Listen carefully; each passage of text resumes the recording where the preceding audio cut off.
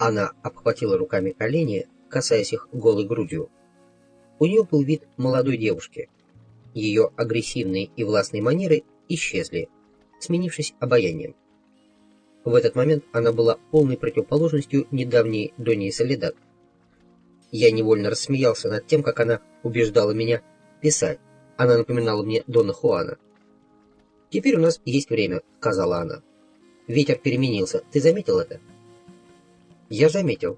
Она сказала, что новое направление ветра было ее благоприятным направлением, и теперь ветер превратился в ее помощника. «Что ты знаешь о ветре, Донья Соледад?» — спросил я спокойно, усевшись в ногах ее постели. «Только то, чему учил меня Нагваль», — сказала она. «Каждая из нас, то есть женщин, имеет свое собственное направление, особый ветер. У мужчин этого нет. Я — северный ветер. Когда он дует, я становлюсь другой. Нагваль сказал, что женщина-воин может использовать свой особый ветер для всего, что пожелает. Лично я с его помощью привела в порядок свое тело и переделала его. Смотри на меня. Я северный ветер. Чувствуешь, как я вхожу в окно?» Сильный ветер дул через окно, которое стратегически было обращено к северу. «Почему ты думаешь, что у мужчин нет своего ветра?» Она на мгновение задумалась, а затем ответила, что Нагваль никогда не упоминал почему. «Ты хотел знать, кто сделал этот пол», — сказала она, укутывая одеялом плечи. «Я сделала его сама. Я потратила 4 года, чтобы выложить его. Теперь этот пол подобен мне самой». Когда она говорила, я заметил, что сходящиеся линии на полу были сориентированы так, что начинались с севера. Однако комната не была расположена в полном соответствии со сторонами света, поэтому ее постель находилась под некоторым углом к стенам, как и линии, образованные глиняными плитками. «Почему ты сделала пол красным, Донья Соледад?» «Это мой цвет. Я красная, подобно красной почве. Я нашла красную глину в горах поблизости отсюда. Нагваль сказал мне, где искать, и он же помогал мне носить ее. А с ним и все остальные, они все мне помогали». «Как ты обжигала глину?» Нагваль вырыл мне яму. Мы заполнили ее топливом, а потом положили штабелем глиняные плитки, переложив их плоскими кусочками камня. Я накрыла яму крышей из почвы и проволоки и подожгла дрова. Они горели несколько дней. «Как ты уберегла плитки от искривления?» «Это не я. Это сделал ветер, северный ветер, который дул все время, пока горел огонь. Нагваль показал мне, как вырыть яму, чтобы она была обращена к северу и северному ветру, и заставил меня оставить 4 дыры для северного ветра, чтобы он дул в яму. Потом он велел мне проделать одну дыру в центре крышки, чтобы мог выходить дым. Ветер заставил дерево гореть в течение нескольких дней. Когда яма остыла, я открыла ее и начала чистить и выравнивать плитки. Мне потребовалось больше года, чтобы сделать достаточно плиток и закончить свой пол». «Как ты придумала узор?» «Мне дал его ветер. Когда я делала пол, Нагваль уже учил меня не сопротивляться ветру. Он показал мне, как отдаваться своему ветру и позволять ему руководить мной. На это он потратил много времени и сил, годы и годы. Вначале я была очень упрямой и неразумной старухой. Он говорил мне это сам, и он был прав. Но я училась очень быстро. Наверное, потому что я стара, и мне больше нечего терять. В самом начале у меня были громадные трудности из-за моего постоянного страха. Одно присутствие Нагваля заставляло меня заикаться и робеть. Также чувствовали себя с ним и остальные. Это была его судьба — наводить ужас. Она перестала говорить и пристально взглянула на меня. «Нагваль не человек», — сказала она. «Почему ты так говоришь?» «Нагваль — дьявол. Я не знаю, с каких пор». От ее слов меня бросило в дрожь. Я ощутил, как заколотилось сердце. Она, безусловно, не могла бы найти лучшего слушателя. Я был бесконечно заинтересован и попросил объяснений. «Его касание изменяло людей», — проговорила она. «Ты знаешь это сам. Он изменил твое тело. Причем ты, видно, даже не догадываешься об этом. Но он вошел в твое прежнее тело, он что-то вложил в него. То же самое он проделал и со мной. Он оставил что-то во мне, и это нечто взяло верх. Такое может только дьявол. Теперь я северный ветер, и не боюсь никого и ничего. А до того, как он изменил меня, я была слабой беззащитной, безобразной старухой, дрожавшей от одного его имени. Паблито, конечно, не мог помочь мне, так как он сам боялся Нагваля до смерти. Однажды Нагваль и Хенаро пришли в дом, когда я была одна. Я слышала их за дверью, словно крадущихся ягуаров. Я перекрестилась. Для меня они были демонами, однако я вышла, чтобы посмотреть, что я могу сделать для них. Они были голодны, и я охотно приготовила им еду. У них были миски, сделанные из тыквы, и я налила им обоим супа. Нагваль, по-видимому, не был признателен за еду. Он не хотел есть пищу, приготовленную такой слабой, неуклюжей женщиной, и он взмахом руки сбросил миску со стола. Но миска, вместо того, чтобы опрокинуться и выплеснуться на пол от силы удара Нагваля, соскользнула и упала на мою ногу, да так и стояла там, пока я не нагнулась и не подняла ее. Ни капли супа не пролилось. Я поставила ее на стол перед ним и сказала, что, хотя я слабая женщина и всегда боюсь его, моя пища приготовлена с добрыми чувствами. С этого момента Нагваль изменился по отношению ко мне. То, что миска упала на мою ногу и не разлилась, было знаком, что на меня указывает сила. Я не знала этого тогда и думала, что он изменился по отношению ко мне потому, что ему стало стыдно за свой отказ от моей пищи. Я не придала значения этой перемене. Я все еще боялась его и не могла даже смотреть ему в глаза. Но он стал все больше обращать на меня внимание. Он даже принес мне подарки: шаль, платье, гребенку и другие вещи. Это привело меня в ужас. Я стыдилась, ибо думала, что он мужчина, который ищет женщину. У Нагваля были молодые девушки. Чего он хотел от такой старухи, как я? Сначала я не хотела и смотреть на его подарки, но Паблито уговорил меня, и я начала носить их. После этого я стала еще больше бояться его и не хотела оставаться с ним наедине. Я знала, что он не мужчина, а дьявол. Я знала, что он сделал со своей женщиной. Тут я не мог не перебить ее. Я сказал, что впервые слышу о женщине в жизни Дона Хуана. Да ты знаешь, кого я имею в виду. Поверь мне, Донья Соледад, не знаю. Не говори так. Ты хорошо знаешь, что я говорю о Лагорде. Единственная Лагорда, которую я знал, была сестра Паблито, чрезвычайно тучная девушка по прозвищу Горда, толстуха. Я догадывался, что на самом деле она не была дочерью Доньи Соледад, хотя мне это никогда не говорили. А выспрашивать об этом мне как-то не хотелось. Внезапно я вспомнил, что эта девушка исчезла из дома, и никто не мог или не смел сказать мне, что с ней. «Однажды я была одна возле дома», — продолжала Донья Соледад. Я расчесывала волосы на солнце гребнем, подаренным Нагвалем, и не догадывалась, что он пришел и стоит за спиной. Вдруг я почувствовала, как его руки обхватили мою шею. Я услыхала, как он мягко сказал, чтобы я не двигалась, иначе я могу сломать шею. Он повернул мне голову влево, не до упора, а чуть-чуть. Я была очень испугана и завизжала, пытаясь освободиться от его хватки, но он твердо держал мою голову долгое-долгое время. Когда он выпустил мой подбородок, я потеряла сознание.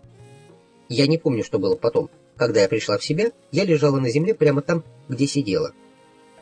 Нагваль уже ушел. Мне было так стыдно, что я никого не хотела видеть, особенно Лагорду. Долгое время я даже думала, что Нагваль никогда не поворачивал мне шею, и что мне все это просто привиделось. Она остановилась. Я ожидал объяснения тому, что случилось, но она казалась задумчивой и отсутствующей. «Что же случилось на самом деле, Донья Соледад?» — спросил я, не сумев сдержаться. «Он действительно что-то делал с тобой?» «Да. Он повернул мне шею, чтобы изменить направление моих глаз», — сказала она громко и засмеялась, заметив мое удивление. «Я имею в виду, не сделал ли он?» «Да, он изменил мое направление», — продолжала она, не обращая внимания на мои расспросы. «Он сделал это и с тобой, и со всеми остальными». «Действительно, он сделал это и со мной. Но зачем? Как ты думаешь, он сделал это?» «Он должен был. Это самая важная вещь, которую нужно сделать». Она имела в виду своеобразные действия, которые Дон Хуан считал абсолютно необходимым. Я никогда и ни с кем не говорил об этом. Фактически, я почти забыл о нем. В начале моего ученичества он однажды развел 2 небольших костра в горах Северной Мексики. Они находились в футах в 20 друг от друга. Он велел мне стать тоже в 20 футах от них, удерживая тело и особенно голову в максимально расслабленном положении лицом к костру справа. Зайдя сзади, он повернул мою шею налево и направил мои глаза, но не плечи, в сторону второго огня. Он удерживал в этом положении мою голову несколько часов, пока не погас огонь. Новое направление было юго-востоком. Точнее, в юго-восточном направлении он расположил второй костер. Я воспринимал все это как еще одно из загадочных чудачеств Дона Хуана, один из его ничего не значащих ритуалов. Нагваль сказал мне, что у всех нас в течение всей жизни развивается одно единственное направление, в котором мы постоянно смотрим, продолжала она. Оно становится направлением и для глаз духа. С течением времени это направление от чрезмерного использования становится слабым и неприятным, и поскольку мы слишком привязаны к нему, то мы и сами становимся слабыми и непривлекательными. В день, когда Нагваль повернул мне шею и держал ее, пока я не упала в обморок от страха, он дал мне новое направление. «Какое именно?» «Зачем ты спрашиваешь?» — сказала она с излишней силой. «Ты думаешь, что Нагваль дал мне неправильное?» «Я могу сказать, какое направление он дал мне». «Не надо», — отрезала она. «Он говорил мне об этом сам». Она казалась возбужденной. Поменяв позу, она легла на живот. У меня затекла спина, я долго писал согнувшись. Я спросил ее, могу ли я сесть на пол и использовать кровать как стол. Она встала и вручила мне сложенное покрывало в качестве подстилки. «Что еще делал с тобой Нагваль?» — спросил я. После изменения моего направления Нагваль начал по-настоящему беседовать со мной о силе, сказала она, ложась снова. Сначала он говорил об этих вещах от случая к случаю, так как не знал точно, что со мной делать. Однажды он взял меня на короткую прогулку в горы. Потом, в другой раз, мы с ним проехали на автобусе в его родные края, в пустыню. Понемногу я привыкла к этим путешествиям. Он когда-нибудь давал тебе растения силы? Однажды, когда мы были в пустыне, он дал мне мескалито. Но так как я была пустой женщиной, мескалито не принял меня. Встреча с ним была просто ужасной. Именно тогда Нагваль понял, что вместо этого меня надо познакомить с ветром. Все это было, конечно, лишь после того, как он получил знак. Он снова и снова повторял, что хотя он и маг, умеющий видеть, но если нет знака, то он не может сказать, какой путь избрать. Он ждал указания обо мне уже несколько дней, но сила не хотела давать его. Не имея выхода, он привел меня к своему гуахе, и я встретилась с мескалито. Я перебил ее. Ее употребление слова «гуахе» — тыква-горлянка — привело меня в замешательство. В контексте ее рассказа оно было лишено смысла. Я подумал, что она говорит метафорически, или что слово «горлянка» было эвфемизмом. Что такое гуахе, Донья Соледад? В ее глазах мелькнуло удивление. После паузы она ответила: «Мескалито гуахе Нагваля». Ее ответ смутил меня. Судя по интонации, для нее такое объяснение было очевидным. Когда я попросил дальнейших объяснений, она уверяла, что я все знаю сам. Это был излюбленный прием Дона Хуана для пресечения всех расспросов. Я сказал ей, что Дон Хуан говорил мне, что мескалито — это божество или сила, содержащаяся в батончиках пейота. Сказать, что мескалито был тыквой-горлянкой, было явной бессмыслицей. «Нагваль с помощью своей горлянки может познакомить тебя с чем угодно», — сказала она после паузы. «Тыква — ключ к его силе. Пейот может дать любой, но только маг с помощью своей горлянки может познакомить тебя с мескалито». Она замолчала и пристально посмотрела на меня. Взгляд был свирепым. «Почему ты заставляешь меня повторять то, что ты и так давно знаешь?» — спросила она. Ее перемена застала меня врасплох. Только что она была такой мягкой и милой. «Не обращай внимания на перемены моего настроения», — сказала она, улыбаясь. «Я северный ветер. Я очень нетерпима. Всю свою жизнь я не смела и слова сказать. Теперь я не боюсь никого. Я говорю то, что чувствую. Чтобы общаться со мной, ты должен быть сильным». Она подползла на животе поближе ко мне. «Итак, Нагваль познакомил меня с мескалито, который вышел из его горлянки», — продолжала она. «Однако он не мог предположить, чем это кончится. Он думал, что моя встреча с Мискалито будет похожа на твою или Элихио. В обоих случаях он был в затруднении и предоставил горлянке решать, что делать дальше. И в обоих случаях горлянка помогла ему. Со мной все было иначе. Мискалито велел ему, чтобы я убиралась пока цела. Мы с Нагвалем спешно удрали оттуда. Вместо того, чтобы вернуться домой, мы поехали на север. Мы сели в автобус, идущий в Мехикали, но вышли посреди пустыни. Было уже очень поздно. Солнце садилось за горы. Нагваль хотел перейти дорогу и идти пешком на юг.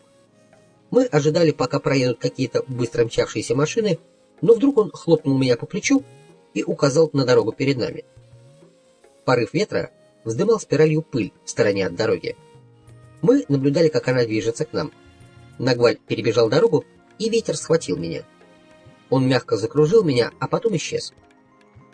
Это и был знак, которого ожидал Нагваль. С тех пор мы ходили в горы или пустыню искать ветер. Сначала ветер не любил меня, потому что это было мое старое «я». Поэтому Нагваль постарался изменить меня. Сначала он велел мне сделать эту комнату и этот пол. Затем он велел мне носить новые платья и спать на матраце вместо соломенной циновки. Он велел мне носить обувь и набить одеждой полные комоды. Он заставил меня ходить сотни миль и научил быть спокойной. Я училась очень быстро. Еще были всякие странные вещи, не имеющие никакого смысла. И однажды, когда мы были в горах, в его родных местах, я в первый раз услышала ветер. Он вошел прямо в мою матку. Я лежала на вершине плоской скалы, и ветер кружил вокруг меня. Я уже видела его в этот день, когда он кружил в кустах, но на этот раз он охватил меня и остановился. Нагваль велел мне снять всю мою одежду. Я была совершенно голая, но мне не было холодно, меня согревал ветер. Ты боялась, Донья Соледад? Боялась? Да я просто оцепенела от ужаса. Ветер был живой, он ласкал меня с головы до пяток. А затем он вошел внутрь моего тела. Я была как воздушный шар, и ветер выходил из моих ушей, рта и других мест, о которых я упоминать не хочу. Я думала, что сейчас умру, и я бы удрала, если бы Нагваль не прижимал меня к скале. Он говорил мне на ухо, чтобы я не боялась, и успокаивал меня. Я лежала спокойно и позволяла ветру делать со мной все, что ему угодно. Именно тогда он сказал мне, что делать. Что делать с чем? С моей жизнью, с моими вещами, моей комнатой, моими ощущениями. Сначала это было не слишком ясно. Мне казалось, что это мои мысли. Нагваль сказал мне, что все мы так думаем, но стоит по-настоящему успокоиться, и мы понимаем, что есть еще нечто, говорящее нам разные вещи. Ты слышала голос? Нет. Ветер движется внутри тела женщины. Нагваль говорил, что это потому, что у женщины есть матка. Когда ветер находится внутри матки, он просто пронзает тебя и говорит, что делать. Чем более спокойная и расслабленная женщина, тем лучше результаты. И внезапно ты оказываешься способной делать такие вещи, о которых раньше не могла и мечтать. С того дня ветер приходил ко мне постоянно. Он говорил в моей матке и рассказывал мне все, что я хотела знать. Нагваль видел с самого начала, что я была северным ветром. Другие ветры никогда не разговаривали со мной, как этот, хотя я научилась различать их. А сколько их всего? Есть 4 ветра, как и 4 направления. Это, конечно, относится к магам и к тому, что они делают. 4 — это для нас число силы. Первый — бриз, утренний ветер. Он приносит надежду и подъем. Он является вестником дня. Он приходит и уходит, и проникает во все. Иногда он мягкий и незаметный, иногда назойливый и докучливый. Другой ветер — суровый ветер, холодный или горячий, или и то, и другое вместе. Это полуденный ветер. Губительный, полный энергии, он полон и безрассудства. Он вламывается в двери и рушит стены. Маг должен быть очень сильным, чтобы совладать с таким ужасным ветром. Затем есть холодный послеполуденный ветер. Унылый и утомительный, он никогда не оставит тебя в покое. Он будет приводить тебя в уныние и заставит плакать. Однако Нагваль сказал, что в нем есть такая глубина, которая заслуживает особого внимания в его поисках. И, наконец, есть горячий ветер. Он согревает, защищает и окутывает все. Это ночной ветер магов. Его сила приходит вместе с темнотой. Таковы 4 ветра. Они связаны с 4 направлениями. Бриз – это восток. Холодный ветер – запад. Горячий – юг. Суровый – север. 4 ветра – это еще и личности. Бриз – игривый, вкрадчивый и переменчивый. Холодный ветер – угрюмый, тоскливый и всегда печальный. Горячий ветер – счастливый, безудержный и хвастливый. Суровый ветер – энергичный, властный и нетерпеливый. Нагваль сказал мне, что 4 ветра являются женщинами. Именно поэтому воины-женщины ищут их. Ветры и женщины родственны друг другу. По этой причине, кстати, женщины лучше мужчин. Я сказала бы, что женщины потому и учатся быстрее, если только они верны своему собственному ветру. Как женщине узнать, какой из ветров ее? Если она успокоилась и не разговаривает сама с собой, ее ветер просто схватит ее вот так. Она сделала рукой хватающий жест. Должна ли она лежать обнаженной? Это помогает, особенно если она стыдливая. Я была толстой старухой. Я никогда не снимала своей одежды. Я всегда спала в ней и даже купалась в нижнем белье. Для меня показать свое тело ветру было подобно смерти. Нагваль знал это и сделал на это свою главную ставку. Он знал о дружбе женщин с ветром, но я сбил его с толку, и он привел меня к мескалиту. После того, как Нагваль в тот первый ужасный день повернул мою голову, он почувствовал, что несет за меня ответственность. Он говорил, что не имеет понятия, как со мной быть. Одно было несомненно, ему не нужна была толстая старуха, слоняющаяся вокруг его мира. Нагваль сказал, что он находится со мной в таком же неопределенном положении, как и с тобой. Он был в растерянности. Нам обоим нечего было делать в мире Нагваля. Ты не индеец, а я старая корова. Если говорить прямо, оба мы никуда не годились. Но посмотри на нас теперь. Кое-что с нами явно произошло. Женщины, конечно, гораздо податливее мужчин. Женщина изменяется очень легко под воздействием силы мага. Особенно такого мага, как Нагваль. Ученик-мужчина, согласно Нагвалю, крайне упрям. Ты, например, не изменился так сильно, как Лагорда, а она вступила на свой путь ученичества гораздо позже тебя. Женщина мягче и послушнее. Более того, женщина подобна горлянке. Она восприимчива. Но так или иначе, мужчина имеет больше силы.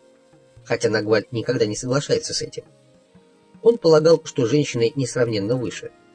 Он также утверждал, что я ставлю себя ниже мужчин, потому что я пустая женщина. Он, должно быть, был прав. Я так долго была пустой, что забыла, что значит быть полной. Нагваль сказал, что если я когда-нибудь стану полной, мои ощущения на этот счет изменятся. Однако, если бы он был прав, Лагорда добилась бы таких же успехов, как и Лихио, а ты знаешь, что это не так. Мне трудно было следить за ходом ее повествования, так как она молчаливо подразумевала, что я знаю, о чем она говорит.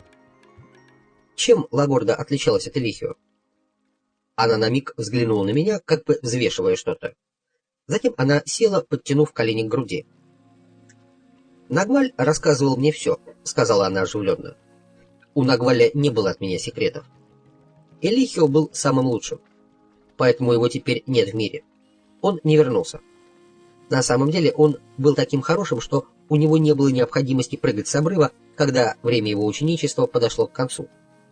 Он был подобен Хинару. Однажды, когда он работал в поле, что-то пришло к нему и забрало его отсюда. Он знал, как позволить унести себя. У меня возникло желание спросить ее, действительно ли я прыгал с обрыва. Прежде чем задать этот вопрос, я некоторое время колебался.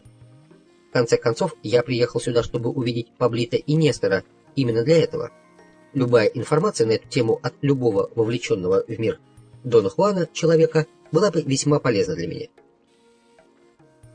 Как я и ожидал, она засмеялась, услышав мой вопрос. «Ты хочешь сказать, что не знаешь того, что сам делал?» Это слишком необыкновенно, чтобы быть реальным. Таков мир Нагваля. Ни одна вещь в нем не является реальной. Он сам советовал мне не верить ничему. Тем не менее, ученики-мужчины должны прыгнуть, если только они не такие великолепные, как Элихио. Нагваль взял нас, меня и Лагорду, на эту гору и велел нам смотреть вниз, на ее подножие. Там он показал нам, как выглядит Нагваль в полете, но уследить за ним могла только Лагорда. Она тоже хотела прыгнуть в пропасть, но Нагваль сказал ей, что это бесполезно. Он сказал, что женщины должны делать более болезненные и трудные вещи, чем это. Еще он сказал, что прыжок был предназначен только для вас четверых. Так оно и произошло. Вы четверо прыгнули. По ее рассказу получалось, что Дон Хуан и Дон Хенаро последовали за нами, тогда как я полагал, что прыгнули только мы с Паблито. Вообще-то я не удивился, но было приятно и трогательно. «Ну, что ты несешь?» — воскликнула она, когда я высказал свою догадку. «Ты что, не знаешь, что я имею в виду тебя и 3 учеников Хенаро? Ты, Нестор и Паблито прыгнули вместе в тот день». «А кто же 3-й ученик Хенаро? Я знаю только Паблито и Нестора». «Ты хочешь сказать, что не знаешь, что Бениньо был учеником Хенаро? Для меня это новость. Он был самым старым учеником Хенаро. Он прыгнул до того, как это сделал ты, и он прыгнул сам». Бениньо был одним из 5 индейских юношей, которых я однажды встретил, когда бродил с Доном Хуаном по Сонорской пустыне. Они искали предметы силы. Дон Хуан сказал мне, что все они были учениками мага. Несколько раз после этого я вновь виделся с Бениньо и очень с ним подружился. Он был из Южной Мексики. Мне он очень нравился. Непонятно зачем, но он с видимым наслаждением окутывал свою жизнь непроницаемой тайной. Я никогда не мог выяснить, кем он был и что делал. При каждой нашей встрече он неизменно сбивал меня с толку обезоруживающей прямотой, с которой отклонял все вопросы. Однажды Дон Хуан, по собственному почину, дал мне некоторую информацию о Бениньо, сказав, что тому очень повезло с учителем и бенефактором. Я принял слова Дона Хуана как ничего не значащее случайное замечание. Донья Соледад прояснила для меня загадку 10-летней давности. «Как ты думаешь, почему Дон Хуан ничего не рассказывал мне о Бениньо?» «Откуда мне знать? Наверное, причина была. Нагваль никогда ничего не делает просто так». Чтобы продолжать писать, мне пришлось прислониться ноющей от усталости спиной к ее кровати. И что же случилось с Бениньо? С ним все в порядке. По-видимому, его положение лучше, чем у кого бы то ни было. Ты увидишь его. Они с Паблито и Нестором неразлучны. На них печать Хенаро. Тоже и с девочками. Они неразлучны, так как на них печать Нагваля. Я перебил ее слова и спросил, о каких девочках идет речь. «О моих девочках», — сказала она. «О твоих дочерях? Я имею в виду о сестрах Паблито?»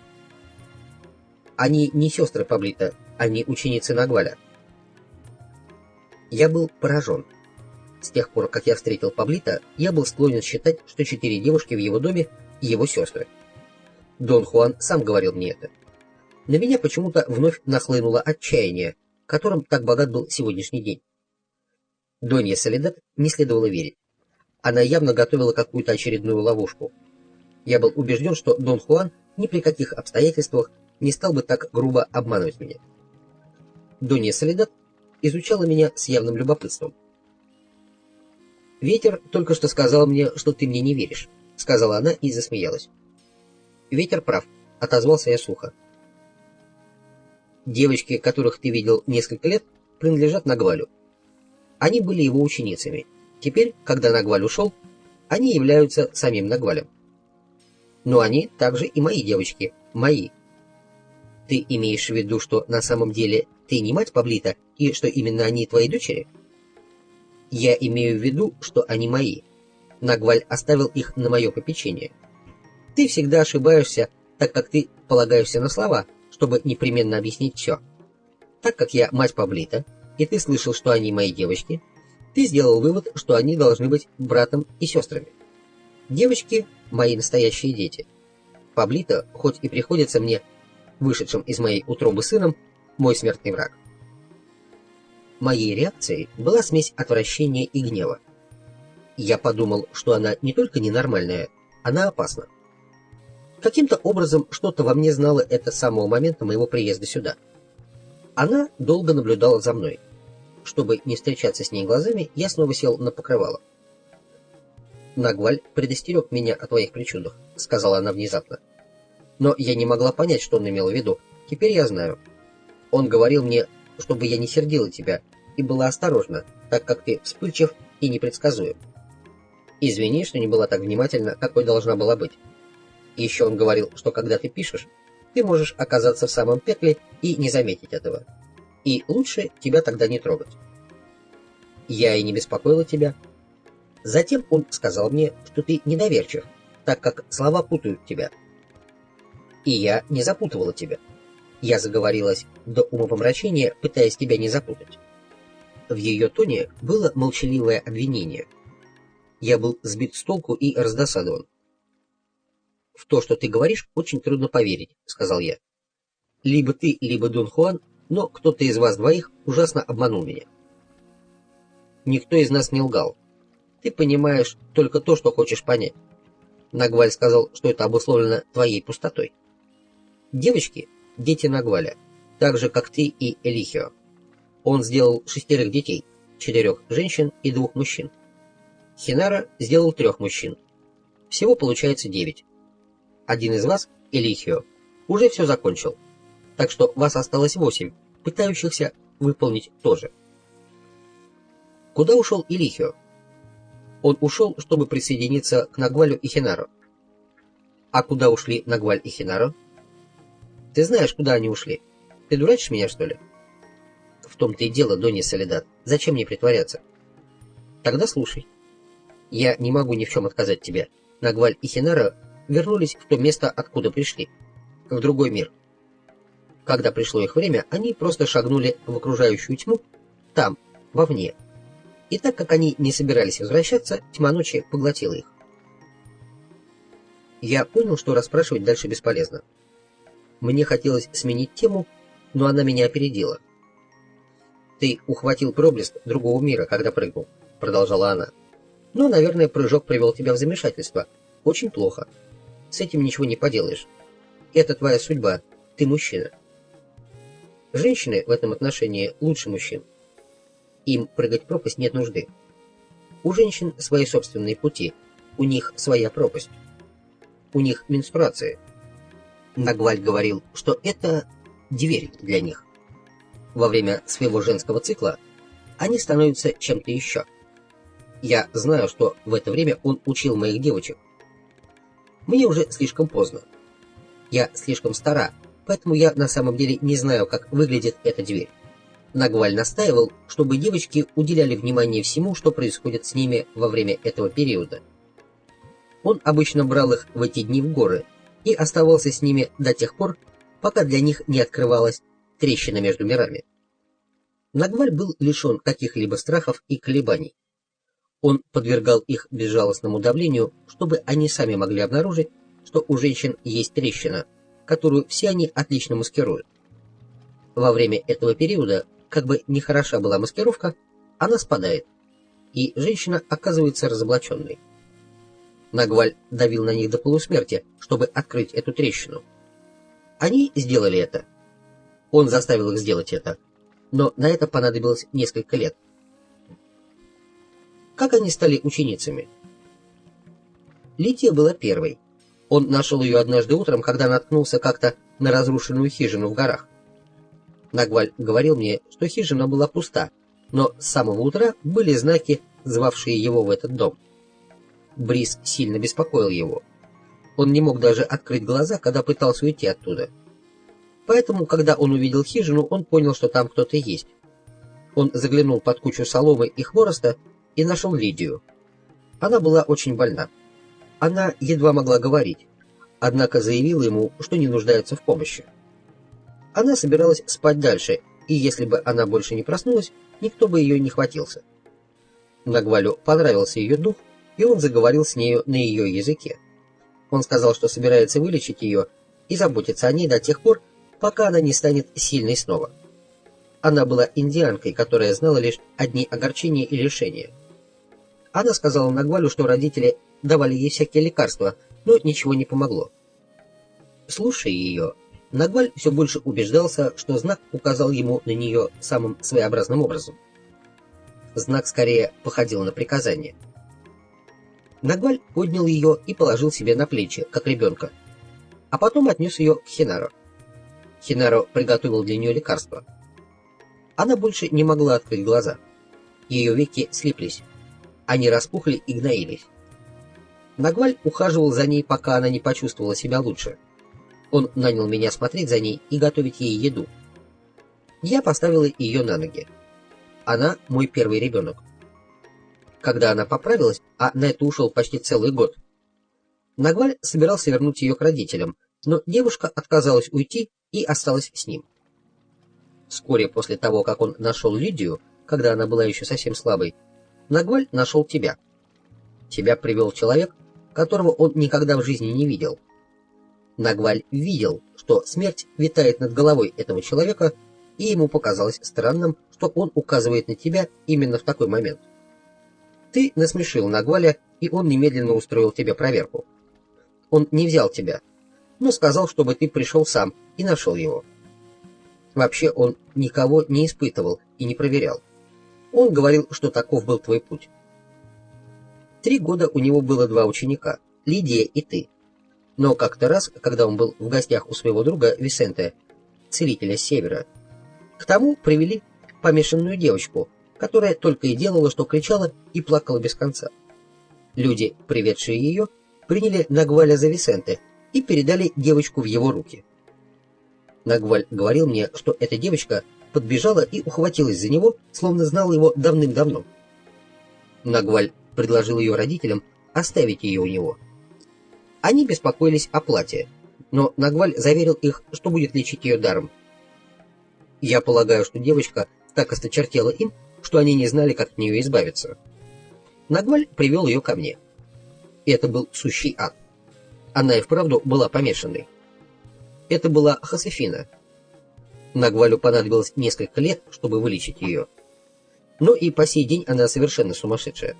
Она, конечно, помешалась на Нагвале, и на этой почве у нее с Лидией началась смертельная вражда. Они ненавидели друг друга. Но я любила их обеих. Увидев, что они не ладят, Нагваль стал с ними очень жестким. Ты знаешь, Нагваль может приструнить кого угодно. Поэтому он напугал их обеих до полусмерти. Однажды Лидия не выдержала и сбежала. Она решила найти себе молодого мужа. По дороге она нашла крошечного цыпленка. Он только что вылупился и потерялся. Лидия подобрала его, а так как она была одна посреди пустынной местности и вокруг не было никаких домов, то она решила, что цыпленок ничей. Она засунула его под блузу между грудей, чтобы согреть его. Лидия рассказала мне, что когда она бежала, маленький цыпленок начал перемещаться на бок. Она попыталась вернуть его на место, но никак не могла его схватить. Цыпленок быстро шнырял под блузкой по всему телу. Лапки цыпленка вначале щекотали ее, а затем почти довели до помешательства. Когда она поняла, что не в состоянии вытащить его, она примчалась обратно ко мне, вопя без памяти и упрашивая меня вытащить это проклятое создание. Я раздела ее, но это было бесполезно. Там не оказалось никакого цыпленка. Тем не менее, она продолжала чувствовать, как его ножки щекочут ей кожу. Тут к нам пришел Нагваль. Он сказал, что как только она отпустит свое старое «я», бег цыпленка прекратится. Лидия бесновалась 3 дня и 3 ночи. Нагваль велел мне связать ее. Я кормила ее, убирала за ней и давала ей воду. На 4-й день она стала очень мирной и тихой. Я развязала ее, и она стала одеваться. А когда она оделась, так, как в тот день, когда сбежала, из блузы вышел маленький цыпленок. Она взяла его на руки, целовала и благодарила его. Потом она отнесла его туда, где нашла. Я провожала ее часть пути. С тех пор Лидия никого не беспокоила. Она приняла свою судьбу. Ее судьба — Нагваль. Без него она уже умерла бы. Какой смысл пытаться изменить или отвергнуть то, что остается только принимать? Затем пришла очередь Хосефины. Случившееся с Лидией изрядно ее испугало, но вскоре она забыла об этом. Однажды в воскресенье, во второй половине дня, когда она шла домой, сухой лист зацепился за нити ее шали. Эта шаль была связана неплотно. Она попыталась вытащить листок, но побоялась распустить шаль. Поэтому, войдя в дом, она немедленно стала высвобождать его. Но это никак не получалось, листок сильно застрял. В порыве гнева Хосефина стиснула шаль с листком и раскрошила его рукой. Она рассчитывала, что маленькие кусочки легче будет вытряхнуть. Я услышала исступленный вопль, и Хосефина упала на землю. Я подбежала к ней и обнаружила, что она не может разжать руку.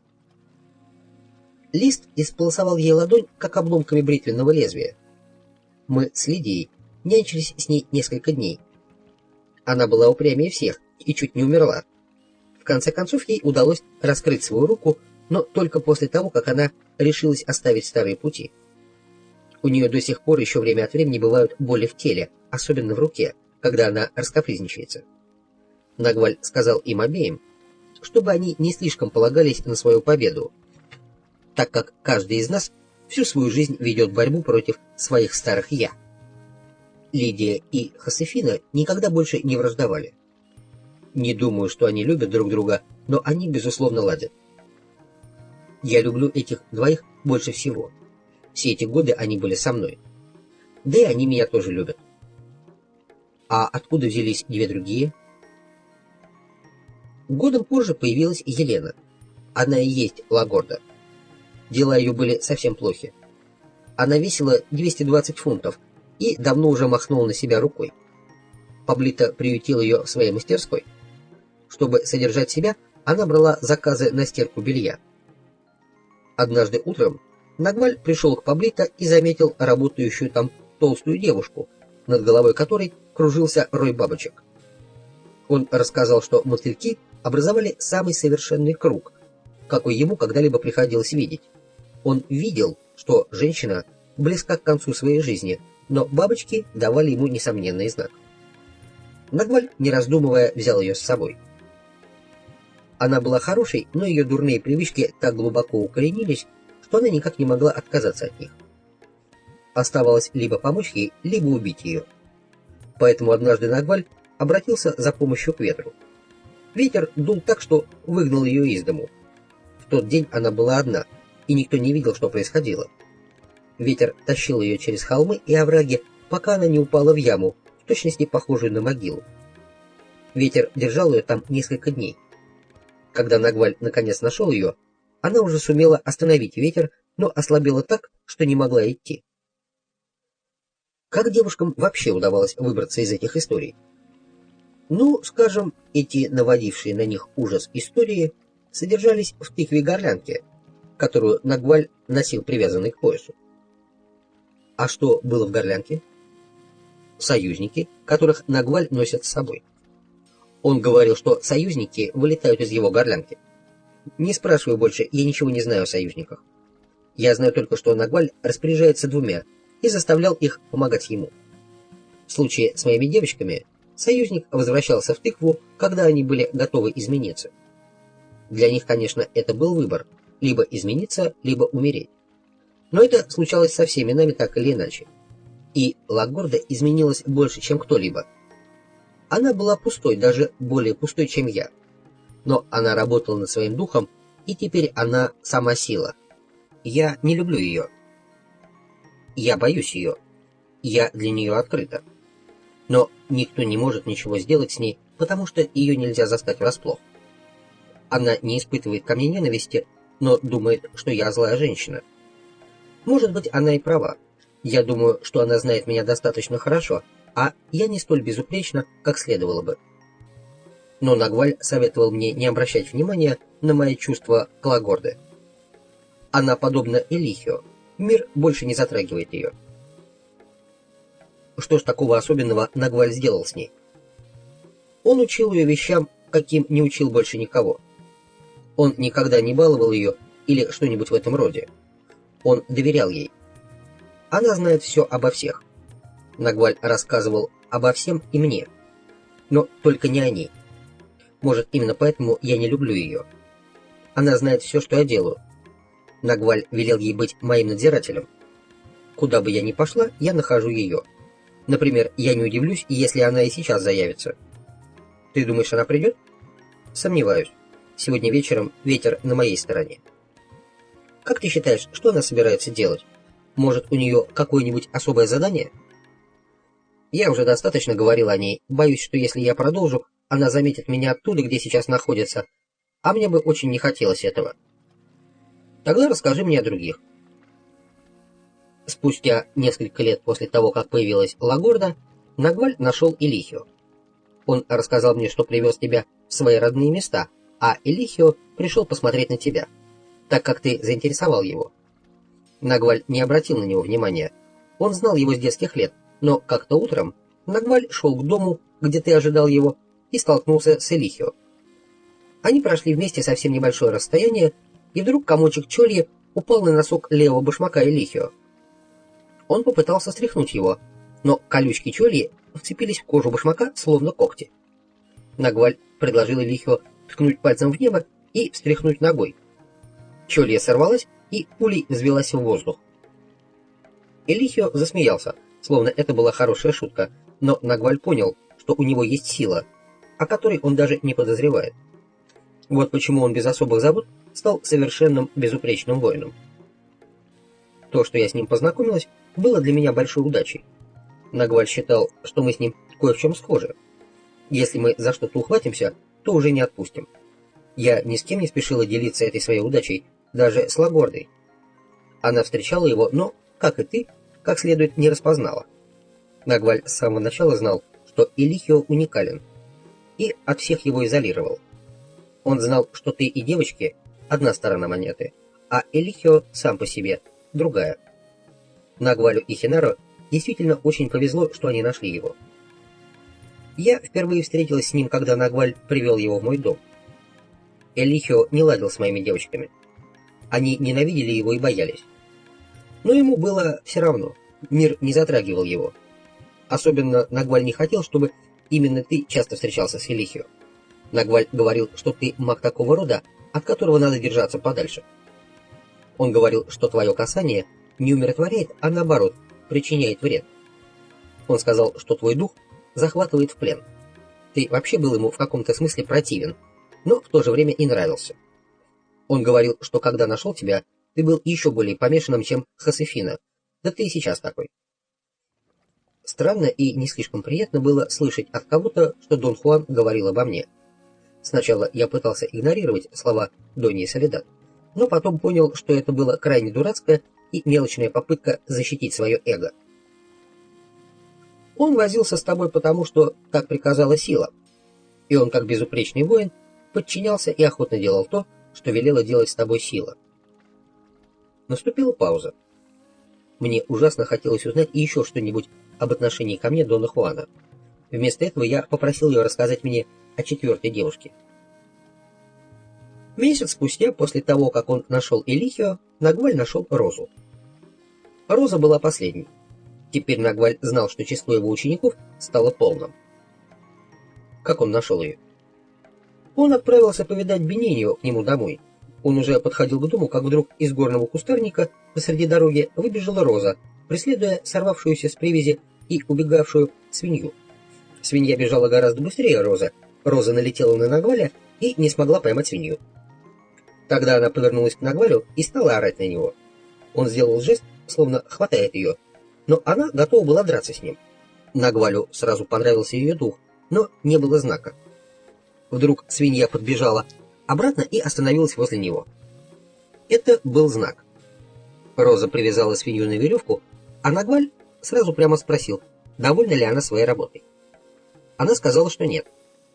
Она была служанкой, живущей у хозяев. Нагваль спросил ее, не хочет ли она пойти с ним. И она сказала, что если для того, что она предполагает, то нет. Нагваль сказал ей, что приглашает ее работать. И она захотела узнать, сколько он будет платить. Он назвал ей цифру, и она спросила, что это будет за работа. Нагваль сказал ей, что она будет работать вместе с ним на табачных плантациях в Веракрусе. Тогда она призналась, что испытывала его. Если бы он пригласил ее работать горничной, то она знала бы, что он лгун, поскольку он выглядит как человек, который никогда в своей жизни не имел дома. Нагваль был в восторге и сказал, что если она захочет вырваться из ловушки, в которой находится, то должна прийти в дом Бениньо к полудню. Еще он сказал ей, что будет ждать ее только до 12. Если она придет, то должна быть готова к трудной жизни и тяжелой работе. Она спросила, как далеко находятся табачные плантации, и он ответил, что в 3 днях езды на автобусе. «Если это в самом деле так далеко, — ответила Роза, — она, безусловно, готова ехать, как только отведет свинью в хлев». Так она и сделала. Она приехала сюда, и все сразу полюбили ее. Она никогда не была ни вредной, ни надоедливой. Нагвалю не нужно было заставлять ее или трюками вовлекать в работу. Меня она совсем не любит, но заботится обо мне больше всех. Я доверяю ей и все-таки совсем не люблю ее. А когда уезжаю, то скучаю по ней больше всех. Можешь представить себе такое? Я увидел печальный блеск в ее глазах. Мои подозрения окончательно рассеялись. Она механически вытерла глаза. Здесь наша беседа сама собой угасла, и наступила естественная пауза. К тому времени уже начало темнеть, и я едва различал, что пишу. К тому же мне нужно было сходить в туалет. Она настояла, чтобы я воспользовался уборной во дворе прежде нее, как сам Нагваль. После этого она принесла 2 круглые бадьи размером с детскую ванночку, до половины налила их теплой водой и добавила немного зеленых листьев, сначала тщательно размяв их руками. Авторитетным тоном она велела мне помыться в одной бадье, а сама она возьмет другую. Вода слабо благоухала. Она вызывала ощущение щекотки, от нее исходил слабый ментольный запах. Мы вернулись в ее комнату. Она положила на комод мои письменные принадлежности, оставленные на ее постели. Через открытые окна было видно, что еще не стемнело. Очевидно, было около 7. Донья Соледад, улыбаясь мне, легла на спину. Я подумал, что она воплощение тепла, только глаза ее, несмотря на улыбку, выдавали безжалостность и несгибаемую силу. Я спросил ее, как долго она была с Доном Хуаном, как женщина или ученица. Она посмеялась над моей осторожностью в определениях и ответила, что 7 лет. Потом она сказала мне, что мы не виделись 5 лет. До этого я был убежден, что видел ее 2 года назад. Я попытался вспомнить нашу последнюю встречу, но не смог. Она предложила мне лечь рядом с ней и очень тихо спросила, боюсь ли я. Я сказал, что не боюсь, и это было правдой. В этот момент в ее комнате я столкнулся со своей старой реакцией, проявлявшейся бесчисленное число раз, как смесь любопытства с гибельным безразличием. Почти шепотом она сказала мне, что должна быть безупречной со мной, и сообщила, что эта встреча решающая для нас обоих. Она сказала, что Нагваль дал ей прямые указания, что и как делать. Когда она все это говорила, я не мог удержаться от смеха, глядя на ее усилия подражать Дону Хуану. Я слушал и мог предугадывать, что она скажет дальше. Внезапно она села, и ее лицо оказалось в нескольких дюймах от моего. Я видел ее белые зубы, блестящие в полутьме комнаты. Вдруг она обвела меня руками и повалила на себя. Мой ум был предельно ясен, но что-то вело меня все глубже и глубже в какую-то трясину. Я ощущал себя как нечто совершенно чуждое. Внезапно я понял, что все время каким-то образом чувствую ее ощущения. Она была очень странной. Она загипнотизировала меня словами. Она была холодной старой женщиной, и ее планы были планами старухи, несмотря на ее молодую энергию и физическую силу. Меня озарило, что Дон Хуан повернул ее голову в совершенно ином направлении, чем мою. Эта мысль была бы нелепа в любом другом контексте, но в тот миг я понял ее как ошеломляющее откровение. Все тело охватило чувство опасности.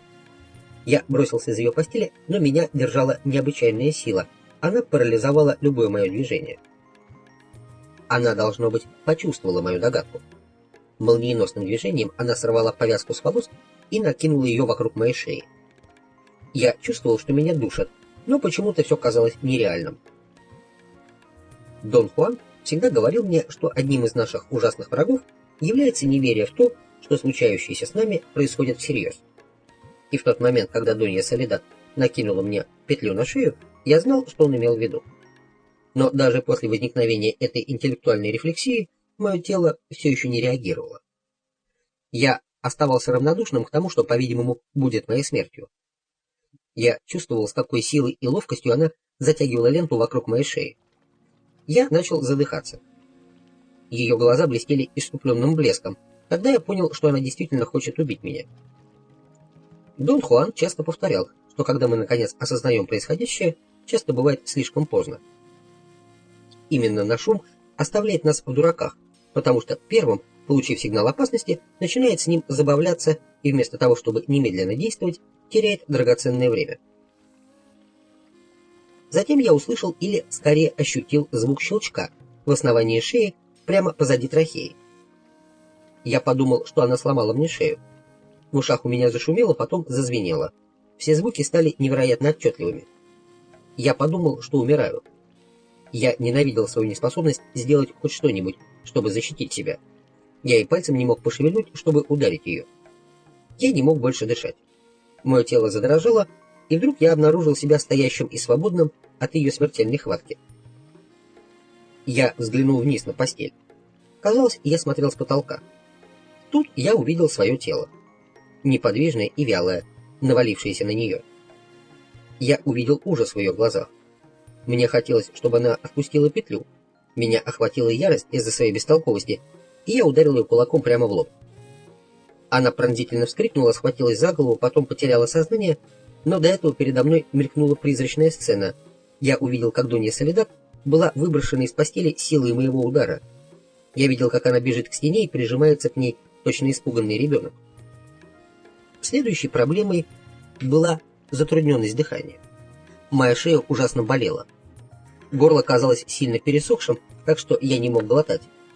Мне понадобилось немало времени, чтобы собрать достаточно сил и подняться. Я стал рассматривать Донью Соледад.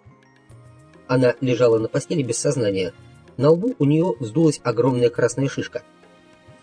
Я сходил за водой и побрызгал ей в лицо, как всегда поступал со мной Дон Хуан. Когда она пришла в себя, я заставил ее пройтись, поддерживая под руки. Она была вся мокрая от пота. Я положил ей на лоб полотенце, смоченное холодной водой. Ее вырвало. Я был почти уверен, что она получила сотрясение мозга. Ее трясло. Я попробовал укрыть ее одеждой и одеялами, но она сбросила с себя все и повернула лицо в сторону ветра. Она попросила оставить ее одну и сказала, что если ветер изменит направление, это будет знак, что она выздоровеет. Я думаю, что одному из нас было предназначено умереть сегодня вечером. «Не говори глупостей.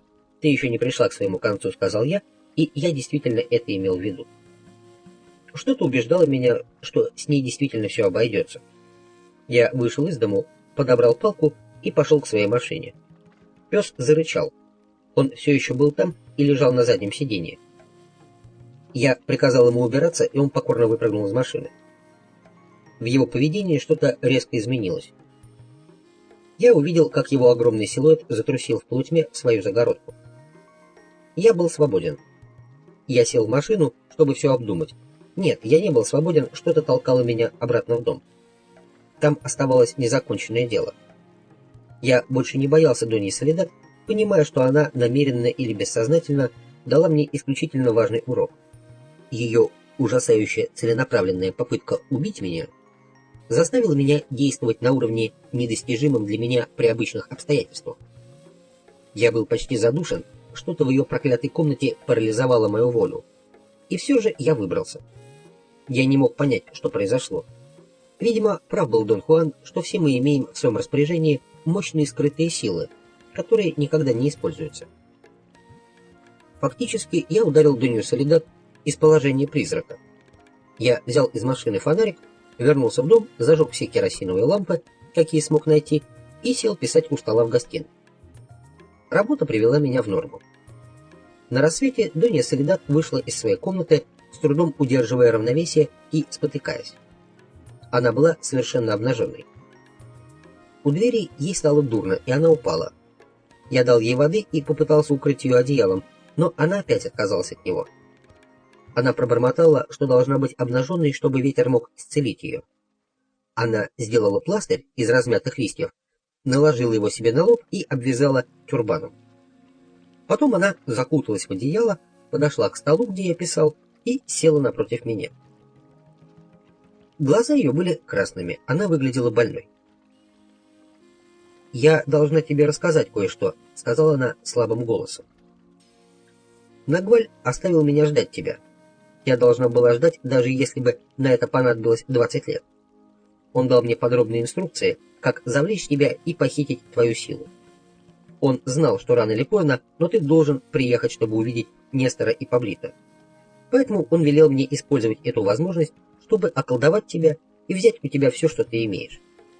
Нагваль сказал, что если я буду жить безупречной жизнью, моя сила должна привести тебя сюда, когда в доме никого больше не будет. Моя сила сделала это.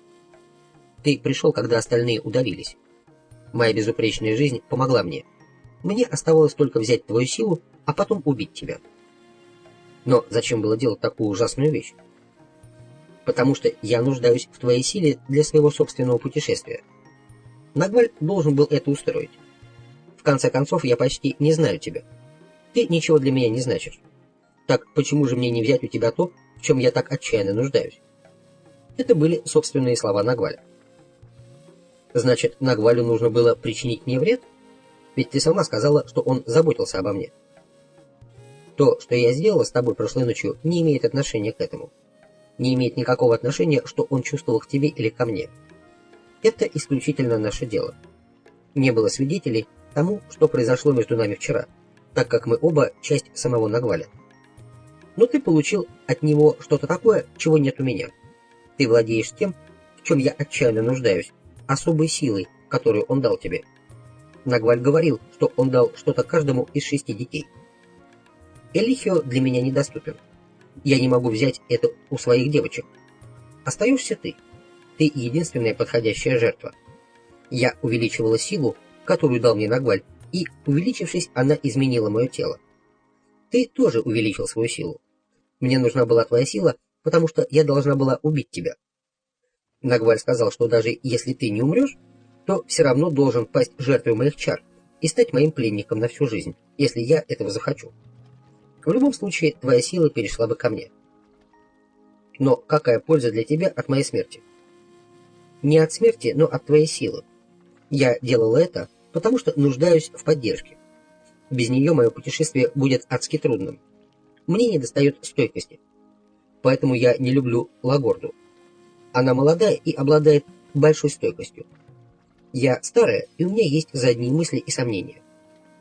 Если хочешь знать правду, то истинная борьба происходит между мной и Паблито. Он мой смертельный враг. Нагваль сказал мне, что твоя сила могла сделать мое путешествие более легким и помочь мне получить то, что нужно. Как может Паблито быть твоим врагом? Когда Нагваль изменил меня, он знал, к чему это ведет. Прежде всего, он устроил так, чтобы мои глаза смотрели на север. И хотя ты, я и мои девочки одно и то же, я противоположна вам. Я иду в другом направлении. Паблито, Нестор и Бениньо с тобой. Направление их глаз тоже. Все вы будете идти в сторону Юкатана. Паблито – мой враг, но не из-за направления, а потому что он мой сын. Вот о чем я должна была рассказать тебе, даже если ты и не понимаешь, о чем я говорю. Я должна войти в другой мир, туда, где сейчас Нагваль, Хинара и Элихио, даже если ради этого я должна уничтожить Паблито. Что ты несешь, Донья Соледад? Ты сошла с ума? Нет, не сошла. Нет ничего важнее для нас, чем войти туда. Видишь ли, для меня это смысл жизни. Чтобы войти в тот мир, я живу так, как учил меня Нагваль. Без надежды на тот мир я ничто. Я была старой жирной коровой. Теперь только эта надежда дает мне путеводную нить, направление. И хотя я не смогла взять твою силу, я не оставила своей цели. Она уронила голову на руки, сложенные на столе. Сила ее речи ошеломила меня. Я не понял, о чем она, но почти сочувствовал ей, хотя это было наиболее страшным из всего, что я узнал этой ночью. Ее цель была в стиле и духе терминов Дона Хуана целью воина. Однако я не подозревал, что для ее достижения нужно уничтожать людей. Она подняла голову и посмотрела на меня сквозь полуприкрытые веки. В начале вечера все складывалось благоприятно. Я была несколько испугана, когда ты приехал. Я ждала этого момента долгие годы. Нагваль сказал мне, что ты любишь женщин. Он сказал, что ты легкая добыча для них, и я сыграл на этом ради быстрейшей развязки. Я рассчитал, что ты попадешься на этом. Нагваль научил меня, как захватить тебя в момент, когда ты будешь наиболее слабым. Я вела тебя к этому моменту с помощью моего тела. Но ты заподозрил неладное. Я была слишком нерасторопной. Я привела тебя в свою комнату, где линии моего пола должны были захватить тебя и сделать тебя беспомощным. Но ты одурачил мой пол, так как он тебе понравился, и ты стал рассматривать его линии. Стоило тебе опустить глаза на его линии, и он терял всякую силу. Твое тело знало, что делать. Затем ты окончательно испугал мой пол, завопив так, как ты это сделал. Внезапные шумы вроде этого губительны, особенно голос мага. Сила моего пола умерла как пламя. Я знал это, а ты нет. Потом ты был близок к тому, чтобы сбежать, и я должна была задержать тебя. Нагваль рассказал мне, как использовать свою руку, чтобы ухватить тебя. Я пыталась сделать это, но у меня не хватило силы. Мой пол был напуган. Твои глаза заставили оцепенеть его линии. Никто другой никогда не бросал на них ни единого взгляда. Поэтому я потерпела неудачу, пытаясь обхватить твою шею. Ты выскользнул из моей хватки прежде, чем я успела прижать тебя. Тогда я поняла, что ты ускользаешь, и предприняла еще одну атаку. Я использовала ключ, который, по словам Нагваля, больше всего действует на тебя. Страх. Я испугала тебя своими воплями, и это дало мне достаточно силы, чтобы подчинить тебя. Я думала, что ты у меня в руках, но мой дурацкий пес сдурел и сбросил меня с тебя, когда ты почти уже был в моей власти. Теперь я понимаю, что он совсем не был таким уж идиотом. Вероятно, он заметил твоего дубля и бросился на него, но вместо этого свалил меня. Ты говорила, что это не твой пес. Я специально обманул тебя. Он был моей козырной картой. Нагваль научил меня, что всегда надо иметь козырь. Некий неожиданный трюк. Почему-то я знала, что мой пес может понадобиться мне. Когда я позвала тебя посмотреть на моего друга, я хотела, чтобы он принюхался к тебе. Как раз койот — друг моих девочек. Когда ты побежал в дом, мне пришлось обойтись с псом довольно круто. Я запихала его внутрь твоей машины, заставив его визжать от боли. Он очень крупный и едва мог протиснуться у тебя над сиденьем. Я ему велела разорвать тебя в клочья. Я знала, что искусанный псом ты станешь беспомощным, и я легко смогу справиться с тобой. Ты снова ускользнул, но ты не мог покинуть дом. Я знала, что надо набраться терпения и дождаться темноты. А уж когда ветер изменит направление, я была уверена в успехе. Нагваль говорил мне, что я непременно понравлюсь тебе как женщина. Нужно было только дождаться подходящего момента. Нагваль сказал, что ты убил бы себя, если понял, что я захотела твою силу. Но если бы мне не удалось захватить ее, или если бы ты не убил себя, или мне не захотелось бы оставить тебя в живых, как своего пленника, я должна была использовать свою головную повязку, чтобы задушить тебя насмерть. Он даже показал мне место, куда бросить твой труп, бездонную яму, расщелину в горах, где часто пропадают козы. Но Нагваль никогда не упоминал о твоей устрашающей стороне. Я уже говорила, что один из нас должен умереть этой ночью. Я никак не ждала, что это случится со мной. Нагваль внушил мне уверенность, что я одержу победу. Как жестоко было с его стороны не рассказать мне всю правду о тебе. Представь себе, Донья Соледад, что я знал еще меньше тебя. И это не одно и то же. Нагваль несколько лет готовил меня к тому, что случилось вчера. Я знала каждую деталь. Ты был у меня в ловушке. Нагваль даже показал мне листья, которые я всегда должна была держать под рукой, свежими, чтобы ты оцепенел под их воздействием. Я положила их тебе в бадью, будто для аромата. Ты и не заметил, что для своей бадьи я воспользовалась другими листьями. Ты попался на все, что я приготовила для тебя. И все-таки твоя устрашающая сторона взяла верх. О какой устрашающей стороне ты говоришь? Я имею в виду того, кто ударил меня и убьет меня сегодня ночью. Твой ужасный дубль, вышедший, чтобы прикончить меня. Я никогда не забуду его, и если выживу, в чем я сомневаюсь, я никогда уже не буду прежним. Он был похож на меня? Да, конечно, это был ты, но не такой, каким ты выглядишь сейчас. На самом деле я вообще не могу сказать, на что он был похож. От одной мысли о нем мне становится дурно. Я рассказал ей о своем мимолетном видении, как она вышла из своего тела после моего удара. Я намеревался выудить у нее еще кое-что. Мне показалось, что подлинной скрытой целью происшедшего с нами было намерение вынудить нас прибегнуть к источникам, обычно нам недоступным. Мой удар, несомненно, был смертельным. Я нанес серьезное повреждение ее телу, но сам я никак не был на такое способен. Я и в самом деле ощущал, что ударил ее своим левым кулаком. Об этом свидетельствовала огромная красная шишка у нее на лбу. Но при этом суставы мои не опухли, и в них не было ни малейшей боли или хоть слегка неприятного ощущения, хотя удар такой силы должен был заметно повредить мне руку. Услышав, что я видел ее прижимающейся к стенке, она пришла в полное отчаяние. Я спросил, соответствовало ли хоть что-нибудь в ее ощущениях тому, что я видел. Например, было ли у нее чувство, что она покидает тело, или мимолетное восприятие комнаты в неожиданном ракурсе. «Я знаю теперь, что обречена», — сказала она. «Очень немногие выживают после касания дубля. Если моя душа уже вышла, мне не остаться в живых. Я буду слабеть, пока не умру». Ее глаза дико блестели. Она потянулась ко мне и, похоже, хотела ударить меня, но упала обратно на стул. «Ты забрал мою душу», — прошептала она. «Ты, должно быть, держишь ее у себя в кисете. Хотя разве ты скажешь об этом?»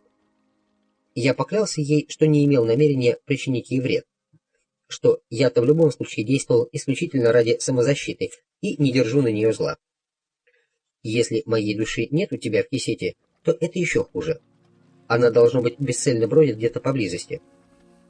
Тогда я никогда не получу ее обратно, — горестно проговорила она. Казалось, силы оставили ее. Ее голос почти угас. Я предложил ей пойти прилечь, но она отказалась уйти из-за стола. Нагваль сказал, что если уж я потерплю полную неудачу, я должна передать тебе сообщение, — сказала она. Он велел мне передать тебе, что он давно заменил твое тело. Ты теперь являешься им самим. Что он хотел этим сказать? Он маг. Он вошел в твое тело и изменил его светимость. Ты больше не сын своего отца. Теперь ты сияешь, как сам Нагваль. Ты сам Нагваль. Донья Соледад встала.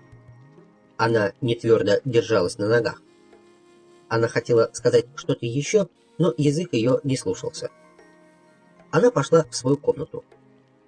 Я помогал ей до двери. Она не хотела, чтобы я заходил туда. Она сбросила покрывало, легла на постель и очень мягким голосом попросила меня выйти на дорогу, чтобы посмотреть, не поменялся ли ветер. Она добавила мимоходом, чтобы я взял с собой ее пса. Что-то в этой просьбе мне не понравилось. Я ответил, что лучше влезу на крышу и посмотрю оттуда. Она повернулась ко мне спиной и сказала, что попросила насчет пса как об услуге, чтобы он на холме приманил ветер. Тут я просто разозлился. Ее комната в полумраке оказывала угнетающее воздействие. Я пошел на кухню, взял 2 лампы и понес их обратно. Завидев свет, она истерически вскрикнула. Я тоже издал вопль, но по другой причине. Когда свет проник в комнату, я увидел, что пол свернулся ковриком вокруг ее постели. Это впечатление было столь мимолетным, что в следующее мгновение я готов был поклясться, что эту призрачную сцену создали тени проволочных защитных стенок ламп. Это иллюзорное впечатление привело меня в ярость. Она заплакала как ребенок и обещала больше не устраивать никаких трюков.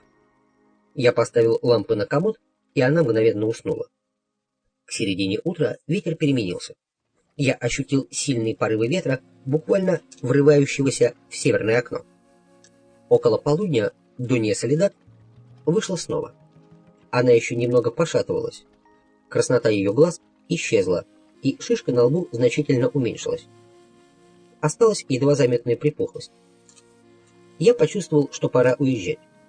Я сказал ей, что хоть я и записал сообщение, переданное ею от Дона Хуана, оно ничего не прояснило. «Ты больше не сын своего отца. Ты сам Нагваль», — повторила она. Со мной творилось что-то несообразное. Несколько часов назад я был совершенно беспомощным, и Донья Соледад действительно пыталась убить меня. Но теперь, в момент, когда она говорила, я забыл весь этот ужас, словно ничего и не было. Кроме того, Во мне было еще что-то готовое без конца возиться с анализом каких-то нелепых столкновений со всеми, кто оказался лично связан со мной или моей работой, тем самым мной, которого я знал всю жизнь. Та же часть меня, что прошла схватку со смертью этой ночью, а потом забыла об этом, не была реальной. Она была мною, и все же я ее не знал. В свете такой несообразности заявление Дона Хуана казалось не таким уж невероятным, но пока еще я отказывался его принимать. Донья Соледад казалась отсутствующей. Она мирно улыбалась. «О, они здесь», — сказала она внезапно. «Какая удача для меня. Мои девочки здесь. Теперь они позаботятся обо мне». С нею, похоже, опять что-то было не в порядке. Она выглядела такой же сильной, как и прежде, но ее поведение было каким-то странно раздвоенным. Мои страхи выросли опять. Я не знал, оставить ее здесь или взять в больницу, в город, за несколько сотен миль отсюда. Внезапно она вскочила и побежала через переднюю дверь вниз по дороге в направлении шоссе. Я поспешно забрался в машину, чтобы догнать ее. Спускаться приходилось задним ходом, потому что развернуться было негде. Когда я достиг шоссе, я увидел Донью Соледад в окружении 4 молодых женщин.